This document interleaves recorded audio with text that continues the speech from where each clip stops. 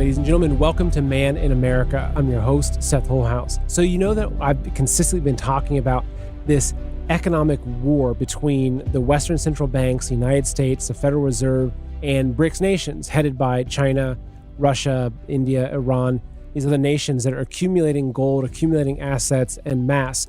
And so this is a big update I have today with Dr. Kirk Elliott talking about where this situation is at. So we have some pretty important news going over some things happening stateside as it relates to the taxation of gold and silver and some pretty important laws that are being passed to protect that, but also a big picture look at the overall strategy of this playing field of what's really going on behind the scenes with China and how basically China and the BRICS nations, how their act of accumulating precious metals and the potential of even tying precious metals to the price of oil, which is very significant, how that could be the thing that completely decimates the financial system over here in the West. So it's going to be a pretty important update. So folks, please enjoy the interview. Great to have you on as usual. I know you've got a lot of big news items for us, so I'll just let you start where you want to start at. Well, it's great to be with you again. And, you know, we've been talking about silver for quite some time. And a couple of weeks ago, I think it was 2 weeks ago on the show, we had talked about how China made this official announcement to its citizens, hey, stop buying gold and let's start buying silver. So when you think about it, over 1 billion people, even if they just bought 1 ounce of silver, that would be 50% more than the entire global mining production of silver coming out of the mines, just from that country. However, they don't need that much because India has already committed to 66% of all the 2024 production. So you're only talking about like 34% of the entire. I mean, you start to think of this number and it's like, oh my word, silver's gonna run out, right? So this is why China actually encouraged the citizens to buy it, because what's going to happen? They're going to toast the Western banks. So the Western banks like London, New York, everything, in the West, they have right now, if you look at the Commitment of Traders report, over 568 million ounces of silver. So it shows the number of short contracts by commercial. There's that's not the total number of ounces. That's the number of contracts. There's thousands of ounces per contract. So that's 568 million ounces when you do the math of silver in short positions. Okay. So what is this? What does that mean? Right. Yeah, so that means translate that for me. Yeah. These criminal banksters who did naked short positions, which means they can actually sell short something that they don't own. Well, it's like illegal for other people to do, but they can do it because they're big, huge international money center banks. So why would they do that? So number one, they have so many short positions because the Friday before the drones flew from Iran into Israel and the Iron Dome blew down these 300 drones, these paper aircraft almost. It's like, okay, goofy. But the day before that, they issued 1.2 billion ounces of short positions in silver. It's like, what? 1.2 billion. Now there's 568 million. So they got rid of about half of their short positions in the last few weeks. So it's like, why would they do that? Why in the world would they do that? Well, they knew that they had to issue these new short positions, generate cash to get rid of some of the old ones because they had so many shorts that when prices go up, they lose money hand over fist. So what are they expecting? By that tune, going from 1.2 billion to 600 million, they think silver is going to go through the roof, right? So what did China do? China actually, this is why they probably did that, had to pay some of those off, but there's still almost 569 million ounces of silver short. So this morning, before we're recording this, silver went up like 20 cents. So when prices go up, you lose money hand over fist if you're shorted because it's leveraged losses. So as silver continues to go up, China's expecting to destroy the Western banks. So what else is going to cause silver to go up outside of short covering that we're going to see a lot of? I mean, we could see this starting this week or anytime probably over the next 90 days, the way that short positions work. So it's like, we could be actually in the ballpark to see silver absolutely soar before the fall. I mean, this is really amazing, right? And before the election, right? When this is going to show that things are falling apart. So what else is causing demand to go through the roof? War, right? We're in a war economy, according to Martin Armstrong, which you've interviewed before. And so, and he's a brilliant forecaster. I mean, absolutely stinking brilliant. But so in a war economy, you need missiles, you need torpedoes. Well, there's this article that came from silverwars.org, great research institution if you're looking for things on silver. So silver use in 7 torpedoes comes to 34 kilograms of silver. So in each torpedo, there's about 11 or missile, there's about 11,000 ounces of silver per missile, right? It's like, oh my word. So you think of how many of these things are shot off in a war. That's really expensive, Seth. Like really expensive. The Department of Defense is the largest purchaser of silver on the planet. Then comes like aerospace and then electronics and then, solar and then fuel cell technology and all that. But the DoD is the largest purchaser of silver on the planet. So think of all of these missiles shooting off, all these torpedoes going off with 11,000 ounces of silver in them. That's crazy to me how much silver is just going away that you can't reclaim. It's not coming back, right? So again, higher prices are coming in silver. What's another reason that gold and silver prices are going to go higher? Well, we've got the emergence of central banks coming our way, right? So this article is actually quite, if it weren't so scary, it would be funny. Just like when we saw a couple weeks ago, Jared Bernstein trying to explain the printing of money. I mean, what a bumbling buffoon, right? And he's the one speaking into Biden's ear about the economy. Well, listen to Harari, World Economic Forum, Dr. Evil science guy, right? So what is he saying about what's coming next and the printing of money and inflation? Well, let's just watch this video and listen because I'll explain it after. It's only about a minute long, but it's worth the watch. Okay. When I look at Bitcoin as a historian, I don't like it because this is a money built on distrust. The central idea of Bitcoin is basically electronic gold, that we don't trust the banks, the governments, so we don't want to give them the ability to create as much money as they like. So we create this Bitcoin. It's a currency of distrust. I do think that the future belongs to electronic money, but what we've seen over the last centuries is that it's actually a good idea to give banks and governments the ability to create more and more money in order to build more trust within society. So I'm not sure what money would look like in 20 years or 30 years, but I hope it will be a currency of greater trust and not a currency of distrust.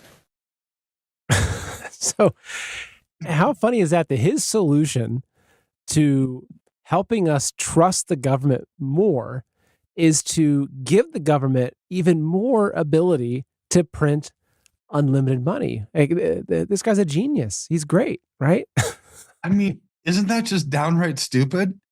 Okay, so here's what I think that he's saying. So he's right in the first part of it. Bitcoin is a currency of distrust of the government, right? So is gold. So when you look at those two, gold and cryptocurrencies or precious metals in general, gold, silver, or cryptocurrencies have the same fundamental reasons why people want them. Number one, they want privacy. cryptocurrency, decentralized blockchain cryptocurrency is private. So are tangible assets like gold and silver in their physical form. And people who invest in those want growth. Well, you get growth in cryptocurrency, you get growth in gold or silver. So the foundational issues of crypto and precious metals, I think, are the same. Now, the tool to get to that point is different. Cryptocurrencies are digital, gold and silver are physical. So to me, here's where the major disconnect comes in, is why you wouldn't want cryptos, because with the flip of a switch, they can cut you off. It's like, no, they can't do that, Kirk. It's decentralized blockchain, it's private. How do you own your Bitcoin? Through a wallet, a centralized wallet or a decentralized wallet.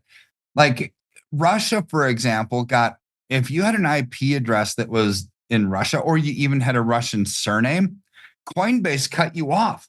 You couldn't actually access your Bitcoin because your coin wallet company that actually stores all of it wouldn't let you, right? So to me, digital is digital. It's still not safe. But what Harari is talking about here is, well, we don't want that. We don't want something that's built on the basis of distrust in the government. So how about this? How about we just let governments print as much money as they want to build trust? It's like, how in the world does that make any sense? Well, here's what I think he's thinking. If you print money without discretion, you're going to have money for handouts. You're going to have money for entitlements. You're going to have money for universal or basic income, right? Guaranteed income to everybody.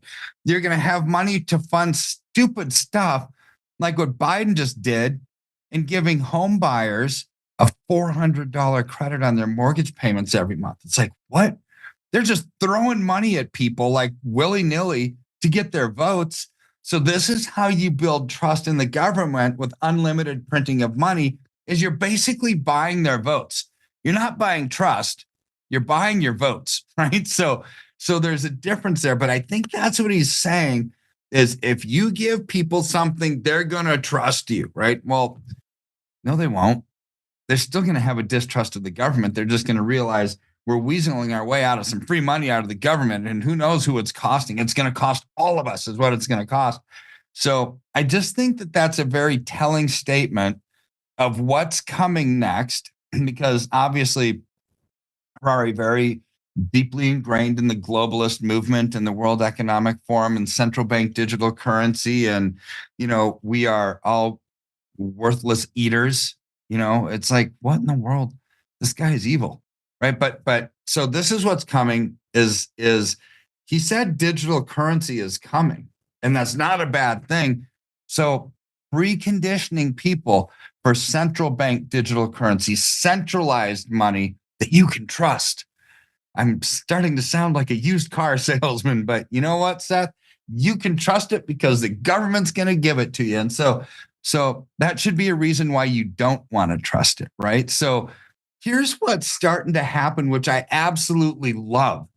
Absolutely love these next couple of stories. So Nebraska, one of now 13 states that is basically just passed legislation to make income taxation on the sale of precious metals not legal, right? So here's where it's income taxes on the sale of gold and silver is not lawful.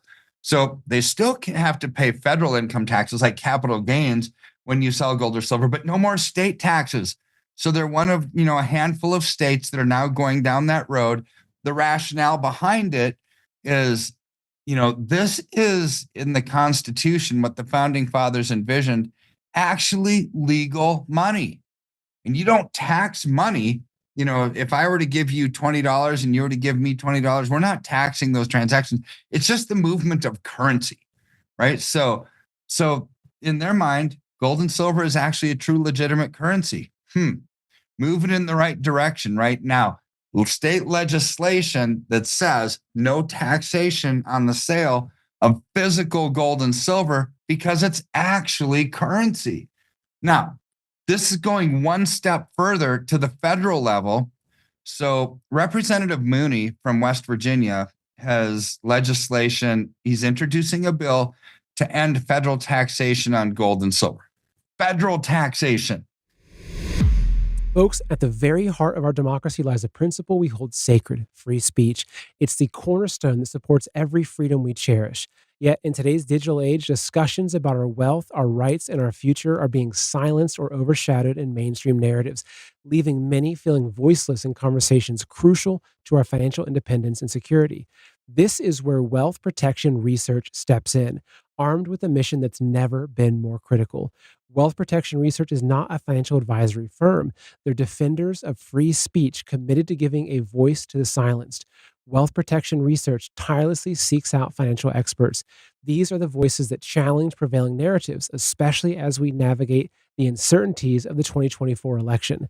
Wealth Protection Research has created a 2024 Election Wealth Protection Report.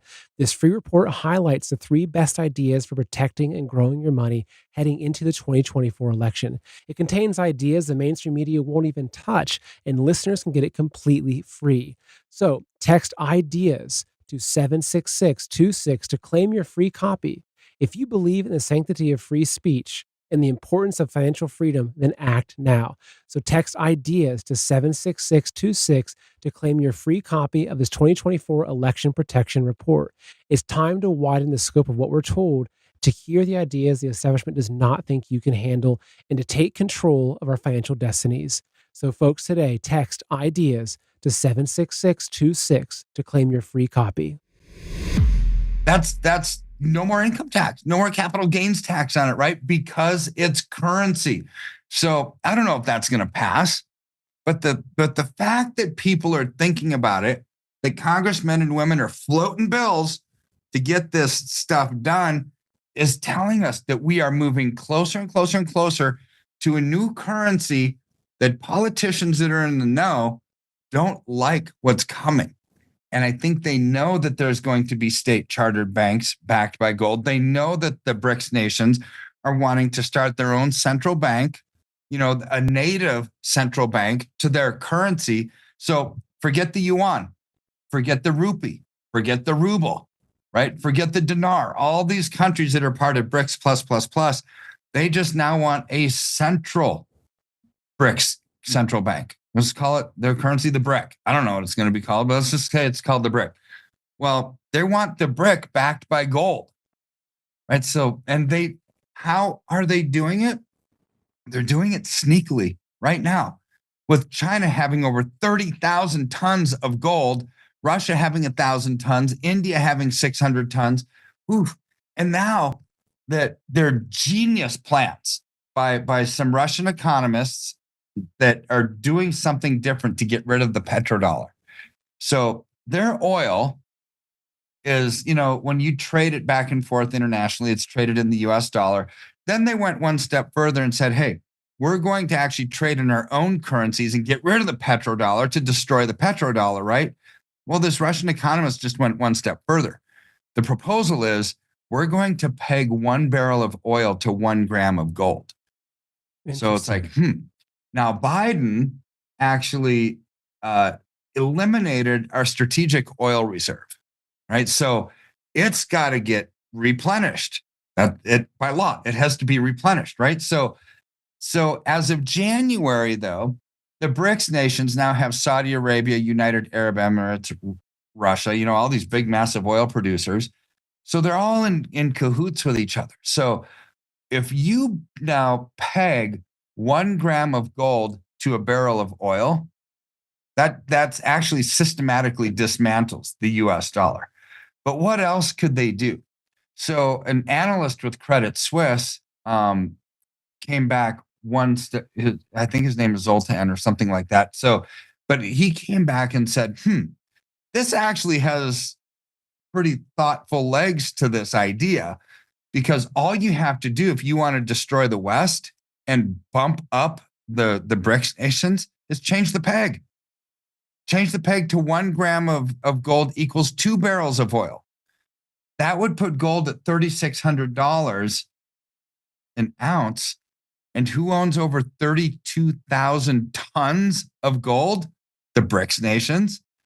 So by doing that, by changing how oil is traded, not in terms of the petrodollar, not even in terms of their own currency anymore, but in terms of being pegged to 1 gram of gold, this could actually completely destroy the US dollar and completely bring the BRICS nations to this massive amounts of wealth when they own 32,000 tons of gold collectively amongst those countries. And all they have to do is change the peg. If anybody wants, I'm going to say that this policy expands outside of just Russia to any of the BRICS nations, right? So OPEC, basically, Iran, United Arab Emirates, Saudi Arabia, all these countries that are now part of this BRICS consortium, if they've got oil, their oil pegged to 1 gram of gold, 2 barrels of oil pegged to 1 gram of gold, 3 barrels. I mean, they could absolutely take over the world economically. And I hate talking about it because it's brilliant and it's not us, right? I mean, and I think what they're doing is systematically destroying our way of life in America, and we're letting them do it. So it's almost like, the past, say, 100 years or, more than that, but since the Federal Reserve, since then, the 70s when we came off the gold standard, that the United States has really maintained its global leadership and control primarily through its money printing, right? That's how we've been able to fund wars across the Middle East. I mean, do all these, color revolutions all over, fund the military industrial complex. It's because we've actually been, the monopoly bank. We just keep printing. And it's actually funny because Elon Musk just shared this meme showing the monopoly bankrupt. It said, like, it was a kind of the instructions, like what happens when the bank runs out of money. It's like, oh, they just create new money, right? It was like, that's how it works. That's how the Federal Reserve works. So that we've maintained this control for a long time through that way. But what's happening now is that there's this shift going on where that's being destroyed, and now wealth is returning back to those who hold the assets. And so with the United States, assets, what are the assets? Well, oil obviously is a big asset of a nation. Gold is a huge asset as well. We know that our oil has been gutted, thanks to, President Biden. But the gold, are you aware, do you know how much gold the United States actually has? I know there's different rumors, and do we even know how much gold we have? Nobody knows, Seth. This is the big problem. This is why going back decades, Ron Paul was trying to audit the Fed. Other politicians have tried to audit the Fed, all without avail. And even under the Freedom of Information Act, request, subpoena from Congress, just recently, literally a month ago, said, how many countries are repatriating their gold? We want to know. Well, they said, nope. I mean, literally, just nope. We're not telling you. It's like, what? What do you mean they're not telling us? Well, they're unauditable. So nobody really knows. Is there gold in Fort Knox? Is there even a Fort Knox? Is it held in the basement of the New York Fed? Is it not? If we do have on paper, on the ledger, that we're storing metals for Germany and Japan and all these other countries, do we still have it? Or has it been oversold to other countries and releasing it out? Nobody knows these answers. My guess, just a guess, knowing how the Fed operates, we don't have it. Or we have less than what people think because they're going to profit from holding other people's stuff. The reason I say that was because about 15 years ago, Angela Merkel, basically leader of Germany at the time, wanted all of the gold rehypothecated. She wanted to bring it back to the homeland. And so the Fed said, sorry, we don't actually have it. We'll give it to you in 7 years. It's like 7 years. It's like if that were my money and I were a nuclear power, right? Like Germany, I'd said, I want our money now, right? It's like you were just holding it. You're not supposed to use it. But this is the kind of nonsense that goes on, which is why I don't think that we have as much as people think that we have, or even have any at all. Interesting perspective. And that is key because if you look at what's happening with China, Russia, India, the BRICS nations, you see them scooping up gold and silver like mad. Whereas you have the United States, which you would make sense, right? If it was under Trump right now, I'd imagine that he'd be buying gold. He's smart. He'd be saving our oil. He'd be drilling our nation. He knows that this is how you fight a war, economic war. But the opposite is happening. So it's kind of crazy. So if folks want to, in their own micro scale, do what BRICS are doing, and they want to start amassing their own private vaults of gold and silver, it's what you do. We've got a website people can go to fill out a form, goldwithseth.com. They can also call you if they want to do that. What's the phone number best to reach your team, Kirk? 720 605 3900. That's 720 605 3900. Just say Seth sent you, or go to goldwithseth.com. Brings you to the same place. Fill out a form. We'll get scheduled with one of our consultants, and we can actually answer any questions that you have to get you safely allocated away from some of this nonsense that we're talking about. Great. Well, Kirk, thank you. It's always great having you on. I appreciate it. Take care and God bless. My pleasure. God bless. So a lot of folks are not a big fan of all fruits and veggies. Some taste great, but many don't. And you have to admit, when you're in the produce section, all those vibrant colors of fruits and veggies look so good. Balance of Nature explains that all those colors you see in the produce section equals nutritional variety. Different colors signify different key nutrients. So if you only eat your favorite one or two veggies, you're missing a whole world of vital nutrients. And that's why you should eat a big variety of fruits and veggies. Well, I decided it was time to start taking Balance of Nature's fruit and veggie supplements each day. And get this, some Balance of Nature customers say the fruit and veggie capsules taste so good, you can actually chew them. So I gave Balance of Nature a try, and I'm glad I did. Are you ready? So whether you order online or call them direct, you must use a promo code SETH to get this special offer of 35% off and free shipping on your first order.